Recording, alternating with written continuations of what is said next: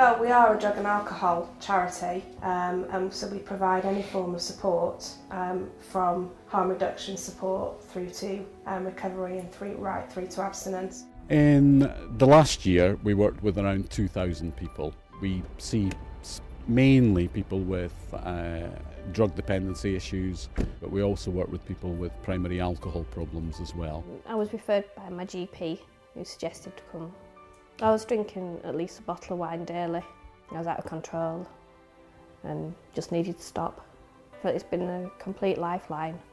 It's just nice knowing that somebody at the end of the phone, you can ring any time. There's always somebody to speak to. I think that we've worked hard over the years to develop relationships with the local GPs, and we now have established relationships with 5 or 6 of the practices. It's certainly filling a remit the NHS is unable to fill,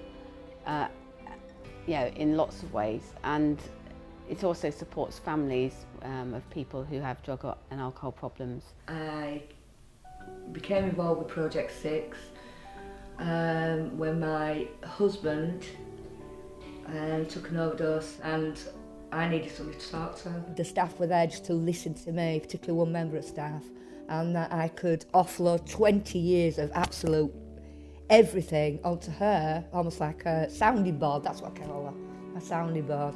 Fab. And I realised I went on my own.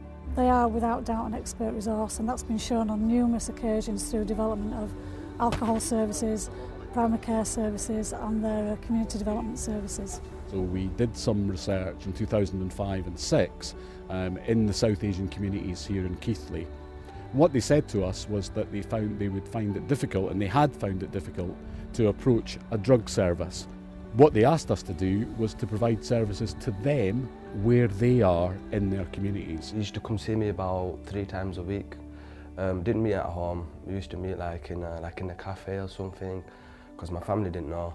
Within the Asian community there is shame, yeah, because our families don't tolerate drug problems. There's no structural support barriers there. There's no support in that way. So the Integrated Family Recovery Service launches today. We had some elements of the service already, so we had maternity and families provision, which worked with women that were using substances and were pregnant. Part of the role of the new Integrated Family Recovery Service is to extend that postnatal provision so that people are supported for longer and are offered things like resettlement services so that they can build social capital, get back into work, in training, education, employment. I found these people, and then I got my life back and I started it again from scratch.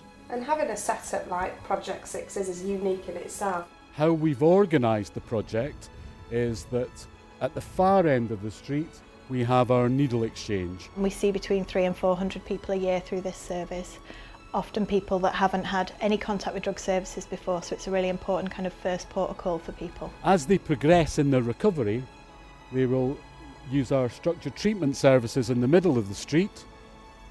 We hope that they will then progress down the street to our structured recovery programme at number 23. So the idea is that people, as they progress, they physically move down the streets. If it wasn't for these lot, I wouldn't be sat here today, drug-free. Fantastic service, what can I say? That's what Project 6 is all about, helping people to travel the road to get out of their problematic substance use and on with their lives.